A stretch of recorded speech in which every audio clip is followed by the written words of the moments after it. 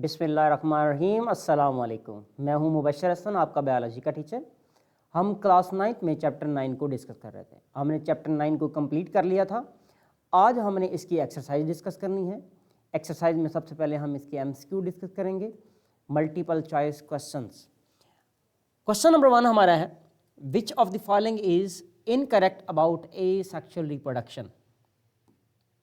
ए sexual reproduction, ए sexual reproduction के लिए हमने देखना है कि इनकरेक्ट कौन सा है जी। Single parent contribute genetic material, ये बात तो इसके लिए ठीक है, मतलब ये तो सिंगल पेरेंट ही इसके लिए होता है। नंबर 2 हम देखते हैं, no gamete formation is involved, बिल्कुल ऐसा ही है। हमारी बुक में लिखा हुआ है कि मोस्टली इसमें गैमीट्स की इन्वॉल्वमेंट नहीं होती।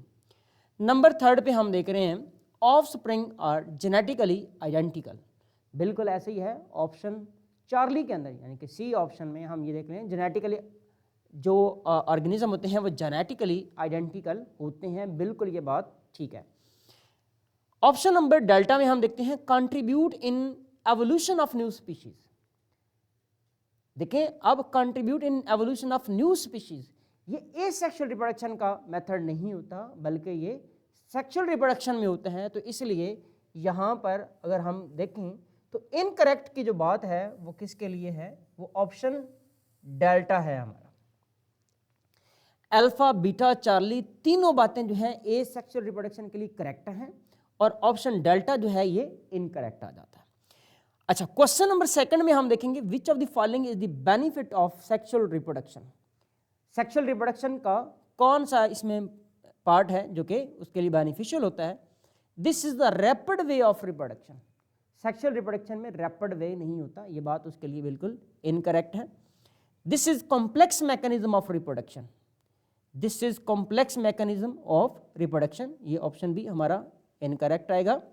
बेनिफिट हमने देखना है इसमें, it can occur any time in the life, ऐसा बिल्कुल भी नहीं है, ये भी उसके बेनिफिट में नहीं आता। ऑप्शन डेल्टा में देखिएगा, it contribute genetic variability in successive generation, बिल्कुल ऐसे ही है। जो नेक्स्ट जनरेशन आती है उसमें जेनेटिक चेंजेस आती हैं, तो इसका मतलब है ऑप्शन डेल्टा जो है हमारा, ये इंपॉर्टेंस है, बेनिफिट है किसका, सेक्सुअल रिप्रोडक्शन का।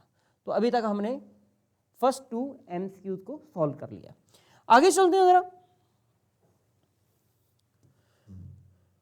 क्वेश्चन नंबर 3 में हमने देखना है, विच of the following modes of asexual reproduction generally occur during unfavourable condition.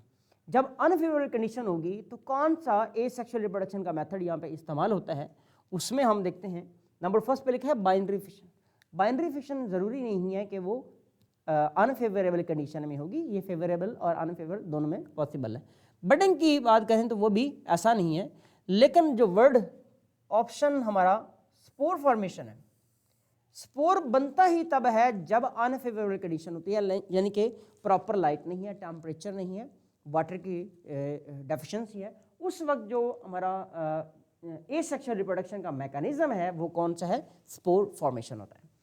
And option delta में पार्थिनोजेनेसिस, ये भी इसके लिए इनकरेक्ट था, तो हमारा option Charlie is correct. Question number 4 में देखते हैं, which of the following process is also known as apomixis. अब वर्ड हम एपोमिक्सिस की बात कर रहे हैं। एपोमिक्सिस के लिए हमने बात की थी कि इसको हम प्लांट्स के अंदर पार्थिनोजेनेसिस कहते हैं। स्पेसिफिकली ये वर्ड किसके लिए, प्लांट्स के लिए हम बात कर रहे हैं। अच्छा, बाइनरी फिशन देखें प्लांट्स में नहीं होती, एपोमिक्सिस इसको हम नहीं कहते। नंबर 2 पर देखते हैं, बीटा ऑप्शन में बडिंग। बडिंग की अगर बात करें तो बडिंग भी एपोमिक्सिस को नहीं कहते। ऑप्शन नंबर चार्ली में देखिएगा स्पोर फॉर्मेशन, स्पोर फॉर्मेशन के लिए ये बात इनकरेक्ट है। ऑप्शन डेल्टा बिल्कुल ऐसा ही है, पार्थिनोजेनेसिस को हम क्या बोल रहे होते हैं, एपोमिक्सिस कह रहे होते हैं। क्वेश्चन नंबर हमारा 5 है, विच of the following is compact thicken vertically growing underground stem enveloped by thick succulent fleshy leaves serving as a reservoir of the stored food or stored nutrients। हमने ये बात की थी जब हमें सेक्सुअल रिप्रोडक्शन की बात कर रहे थे, और हमने उसमें आर्टिफिशियल प्रोपगेशन की बात की थी और वो नेचुरल आर्टिफिशियल प्रोपगेशन की बात की थी। तो उसमें हमने पढ़ा था बल्ब, बल्ब में हमारा ऑप्शन अल्फा है, बल्ब। हमने कहा बल्ब की ये सारी खसूसियात है जो यहाँ पर मेंशन है, कॉम्पैक्ट है, थिकन है, वर्टिकल ग्रोइंग है, अंडरग्राउंड है, फ्लैशी सकुलेंट लीव्स रखता है जिसमें न्यूट्रिएंट्स मौजूद है। तो हमने बल्ब की बात की थी। बाकी तीनों ऑप्शन जो है इसमें नहीं आते, यानी कि हमारा ऑप्शन अल्फा करेक्ट है। हम आगे चलते हैं। नंबर 6 पर, क्वेश्चन नंबर 6 है हमारा, इन ब्रायोफाइलम। ब्रायोफाइलम एक प्लांट है। Bryophyllum small plantlets that are much like tiny version of the parent plant are created along the. हमने यहाँ पर भी बात की थी कि प्लांट्स हैं और प्लांट्स में जो नेचुरल प्रोपेगेशन होगी, वेजिटेटिव प्रोपेगेशन होगी, उसका एक पार्ट हमने पढ़ा था कि लीव्स के ज़रिए से भी कुदरती तौर पे नेचुरली क्या बनते हैं, नए प्लांटलेट्स डेवलप होते हैं। हमने उसके लिए बात की थी कि प्लांट के हवाले से कि प्लांट कैसे डेवलप होते हैं, उसके रूट टिप से ऐसा नहीं है बिल्कुल, उसके एजेस ऑफ दी लीव्स की बात करते हैं। एजेस ऑफ लीव्स वाला ऑप्शन हमारा करेक्ट है। स्टेम सरफेस ये करेक्ट नहीं है, ऑल ऑफ दीज भी इनकरेक्ट है। तो ऑप्शन बीटा हमारा यहाँ पर क्या होगा, ये करेक्ट होगा। तो क्वेश्चन नंबर हम 7 को देखते हैं। If sometime the stem cutting doesn't start growth then the cut ends must be treated with which of the following special plant hormone to stimulate the growth. हमने जब डिस्कस किया कि प्लांट है और प्लांट की हमने स्टेम ले लिया है, उस स्टेम को हमने ज़मीन में लगा दिया है और उसकी ग्रोथ सपोज करें नहीं हो रही, तो हमने क्या करना है, कट एंड पे हमने क्या करना है, उसको ऑक्सीजन हार्मोन देना है। क्योंकि ऑक्सीजन हार्मोन क्या होता है, ये ग्रोथ को रेगुलेट करता है, इसे ग्रोथ स्टिमुलेटर कहते हैं। ये ग्रोथ को स्टिमुलेट करता है। हार्मोन कौन सा है, ऑक्सीजन देना है हमने, तो उसकी ग्रोथ होने लग जाएगी। यहाँ पर देखते हैं कौन कौन से हार्मोन है। सोमैटोट्रोफिन हार्मोन है, ये एनिमल को हार्मोन होता है, इसलिए यहाँ पर इसको मेंशन नहीं करेंगे। नंबर 2 पर हम देखते हैं abscisic acid. Abscisic acid growth को रेगुलेट नहीं करता बल्कि ग्रोथ को इनहिबिट कर रहा होता है। आगे हम चलते हैं ऑक्सीजन। ऑक्सीजन बिल्कुल हमारा ऑप्शन चार्ली इज करेक्ट, यहाँ पर इसको हम करेक्ट लिखते हैं। And ethene is also growth inhibitor not stimulator. तो हमारा क्वेश्चन नंबर 7 था। क्वेश्चन नंबर 7 के अंदर ऑप्शन हमारा कौन सा आ गया, चार्ली इज करेक्ट। आगे चलते हैं question number 8। The first cell और tiny piece of the parent plant used in the tissue culture is called. यानी कि वो प्लांट जिससे हमने नए प्लांट्स डेवलप करवाने हैं। ऑफ द फर्स्ट सेल और tiny piece of the parent plant used in the tissue culture is called baby plant. ऐसा नहीं है, बेबी प्लांट तो बाद में बनेगा, पहले जो होगा वो बेबी प्लांट नहीं होगा। अच्छा, फिर आ गया प्लांटलेट। प्लांटलेट भी वो होता है जो पहले प्लांट से बनता है, उसको हम प्लांटलेट, पहला प्लांट है और उससे जो नया बना उसे हमने प्लांटलेट नाम दे दिया। नंबर 3 पे हमने सीडलिंग की बात की। अब सीडलिंग हो, बेबी प्लांट हो और प्लांटलेट हो, ये तीनों टर्म्स कुछ मिलती जुलती हैं। अब देखें हमारा ऑप्शन डेल्टा जो है वो क्या है, एक्स प्लांट। जिस प्लांट से हमने नए प्लांट डेवलप कराने हैं उसको हम क्या बोल रहे हैं, एक्स प्लांट का नाम देते हैं। ये क्वेश्चन नंबर 8 के अंदर हमारा ऑप्शन डेल्टा इज करेक्ट। आगे चलते हैं भाई।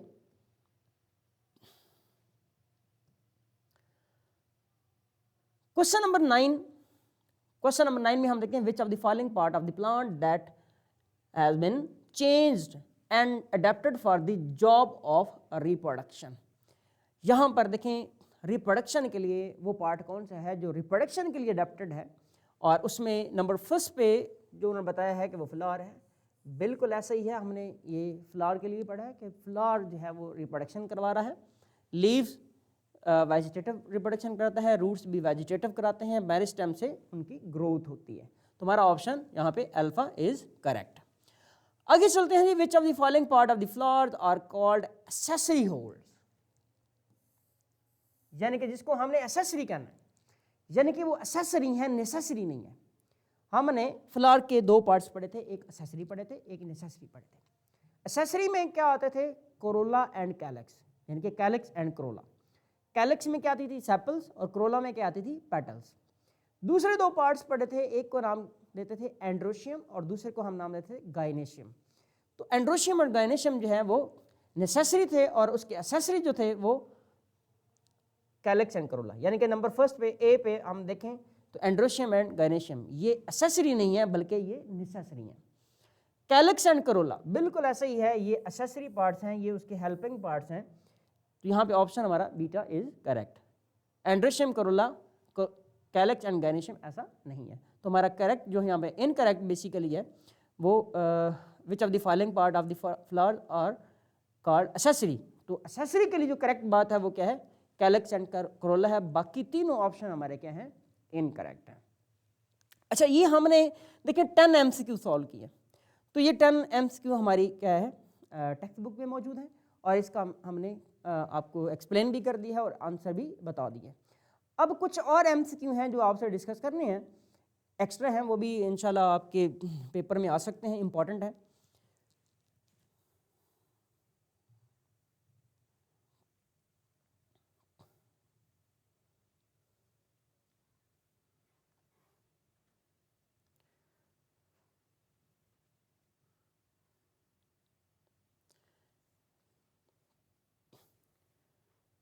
मल्टीपल चॉइस क्वेश्चन कुछ एडिशनल लिखा हुआ है, इसमें मल्टीपल हमारे पास क्वेश्चंस हैं।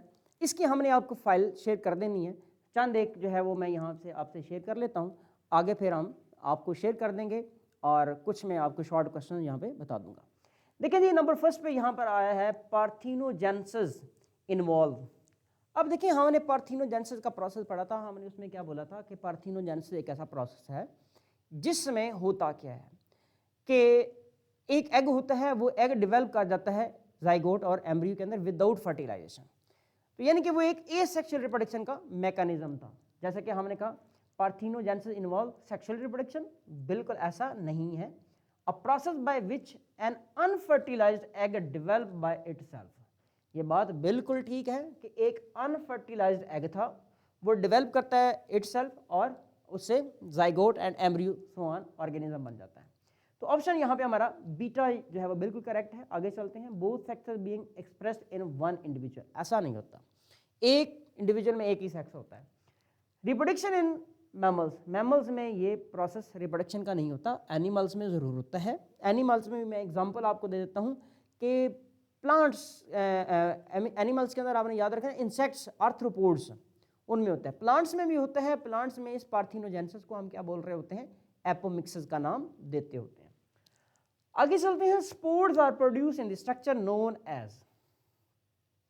स्पोर्स किस में बनते हैं, प्लांट्स के अंदर जो स्पोर्स बनते हैं वो देखें, नंबर फर्स्ट पे capsule, number second sporangium, number Charlie में देखिएगा बर्ड, नंबर डेल्टा में देखिएगा स्पोरेंजियोफोर। हमने एक स्ट्रक्चर पढ़ा था स्पोरेंजियम।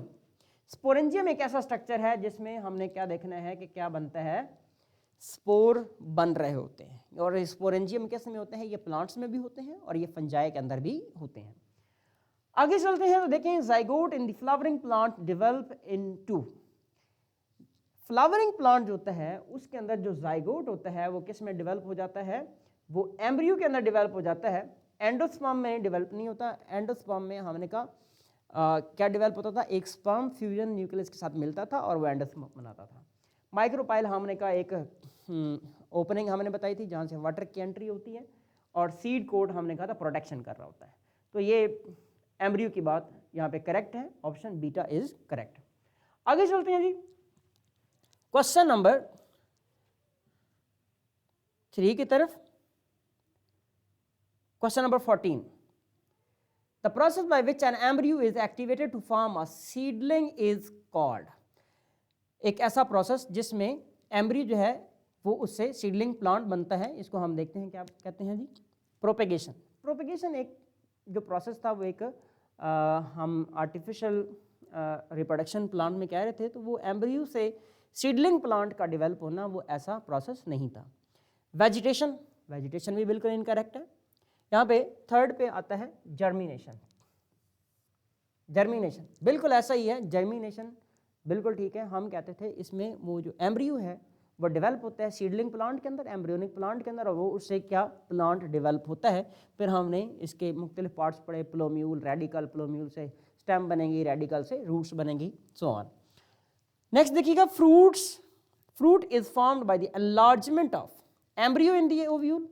एम्ब्रियो से फ्रूट नहीं बनेगा। ओवरी कंटेनिंग द सीड, बिल्कुल ऐसा ही है। ओवरी से क्या बन जाता है, क्या बनता है भाई, फ्रूट बनता होता है। एंथर और सेपल, सेपल एक्सेसरी पार्ट्स थे और एंथर स्टिग्मा का पार्ट था जिसके अंदर पोलन ग्रेन्स बन रहे होते हैं। How many sperms are involve in the fertilization in the flower. एक फ्लावर के अंदर कितने स्पर्म जो है वो फर्टिलाइजेशन करवाते हैं? हमने कहा था 2 स्पर्म होते हैं, 1 नहीं 2। हमने कहा एक स्पर्म ऐसा था जो कि एग के साथ मिलता है और जाइगोट बनाता है, और एक स्पर्म ऐसा था जो फ्यूजन न्यूक्लियस के साथ मिलके एंडोस्पर्म बनाता है। इस तरह से हमारे पास मल्टीपल क्वेश्चंस हैं जो मौजूद है नेक्स्ट, तो ये हम आपसे एक फाइल शेयर कर देंगे। इससे आगे हम चलते हैं कुछ शॉर्ट क्वेश्चन की तरफ।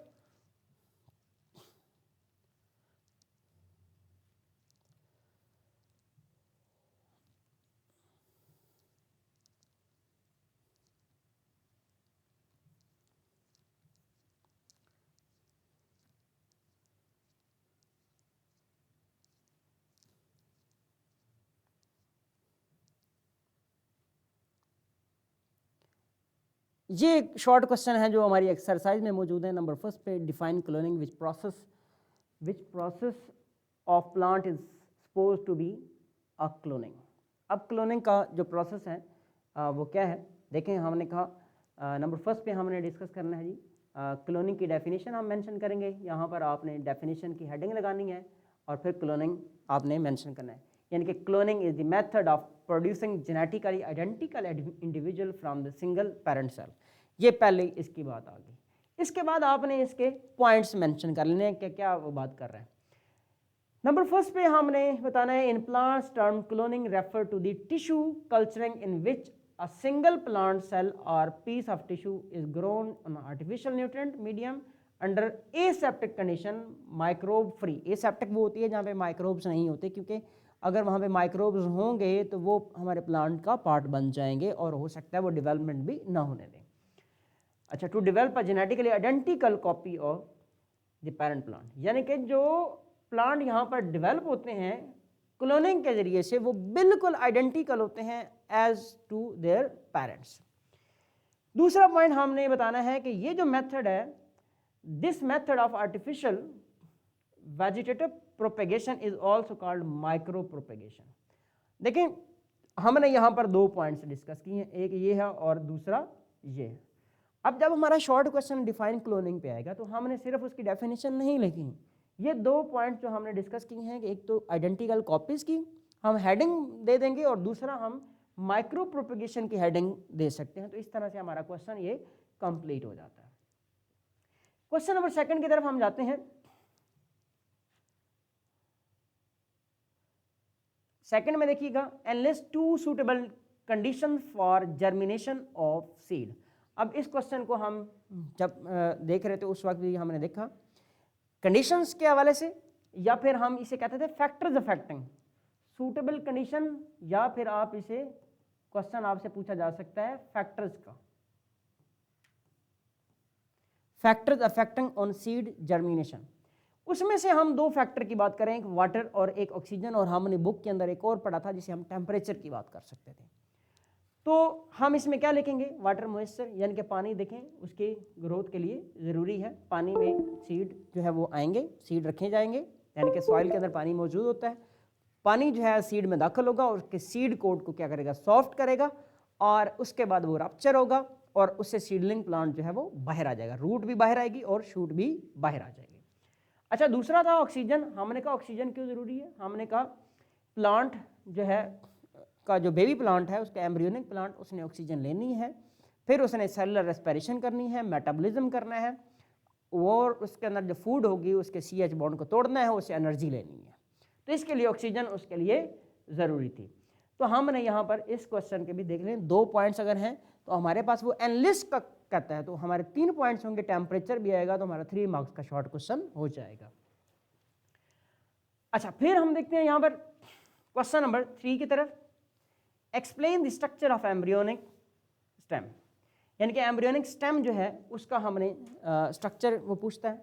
एम्ब्रियोनिक स्टेम के लिए हमने एक नाम लिखा था जिसको हम कहते थे प्लोम्यूल। अब प्लोम्यूल जो है हमने कहा जब डेवलप करेगी, जर्मिनेट करेगी, तो ये क्या बनाती है, शूट बनाती है।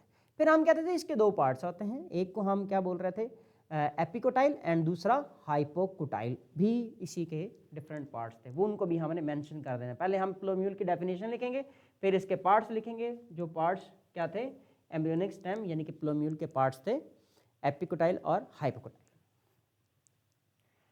क्वेश्चन नंबर 4 देखिएगा।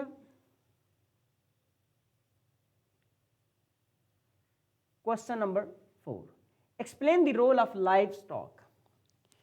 लाइव स्टॉक जो है उसके हमने रोल को यहाँ पे डिस्कस करना है।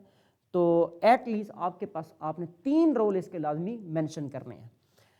नंबर फर्स्ट हमने देखना है they are provider of the income and employment for producer and other working in some time complex value chain. यानी कि ज़ाहिर सी बात है, हम लाइव स्टॉक के हवाले से देखें तो हमें इनकम के लिए चाहिए होता है और इससे हम अपनी इनकम भी इंक्रीज कर सकते हैं, वैल्यूएबल होता है। नंबर सेकंड पे हम देखें they are crucial assets and safety net for the poor specially for women and pastoralist groups and they provide an important source of nourishment for billion of rural and urban। ज़ाहिर सी बात है जो rural areas के लोग हैं उनका ज़्यादातर जो है वो लाइफ स्टॉक के ऊपर ही वो काम चल रहा होता है, उनकी सर्वाइवल लाइफ स्टॉक पे होती है। Livestock provide hides and skin, meat, eggs and milk for the country. यानी कि आप देखें मिल्क देखें, स्किन देखें, स्किन से बैग्स बनते हैं, लेदर हमें हासिल होती है, मिल्क और एग्स। मिल्क हमारी नेसेसिटी है एक। तो उसके बाद buffalo, cattle and horses are an important asset in animal draw power as they pull carts and wagons etc। तो ज़ाहिर सी बात है बहुत सारे अभी भी हम देखें हॉर्सेस जैसे कि हमारी आर्मी यूज़ कर रही होती है, कार्ट्स में हम यूज़ कर रहे होते हैं, मल्टीपल जो है एनिमल्स का इस्तेमाल किया जाता है। तो ये आपने कम से कम आपके पास 3 पॉइंट्स आपको याद होने चाहिए, क्योंकि 3 मार्क्स के लिए क्वेश्चन आता है तो 3 पॉइंट्स हमें आने चाहिए। अच्छा जी, नेक्स्ट चलते हैं जी क्वेश्चन नंबर 5 की तरफ। Explain the event of double fertilization. Double fertilization हमने ये कहा था कि पहली फर्टिलाइजेशन में क्या होता था, स्पर्म और एग मिलता है और जाइगोट बनता है। दूसरी फर्टिलाइजेशन में हम क्या बोल रहे थे, स्पर्म मिलता है किसके साथ, फ्यूजन न्यूक्लियस के साथ, और एंडोस्पर्म बनता है। तो इसको हम क्या बोल रहे होते थे, डबल फर्टिलाइजेशन। तो वही मैकेनिज्म यहाँ पर मेंशन हुआ है। The type of fertilization in flowering plants in which one sperm nucleus is fused with egg to form diploid zygote and other sperm nucleus is fused with the polar nuclei and secondary nucleus to make triploid endosperm। वो 3n होता है, क्योंकि वो polar nuclei जो होते हैं वो 2 होते हैं और एक स्पर्म होता है तो वो 3n बनता है।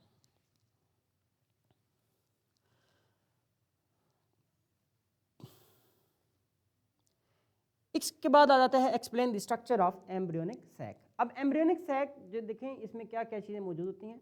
सबसे पहले देखें उन्हें फॉर्मेशन ऑफ एग की बात की, यानी कि इसके अंदर एग होता है। The nucleus of functional megaspore in the centre of ovule divide 3 times by mitosis to make 8 nuclei.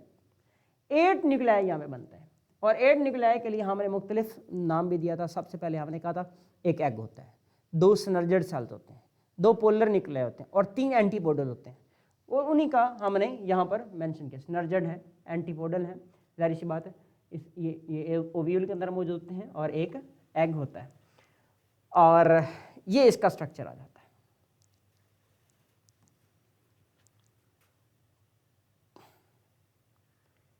इसके बाद आता है justify that sexual reproduction in plants is more beneficial than asexual reproduction.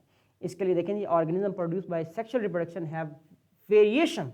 जो सेक्सुअल रिप्रोडक्शन से produce होते हैं उसमें variation होते हैं, लेकिन जो एसेक्सुअल से प्रोड्यूस होता है वो उसमें वेरिएशन नहीं होते, वो आइडेंटिकल होते हैं।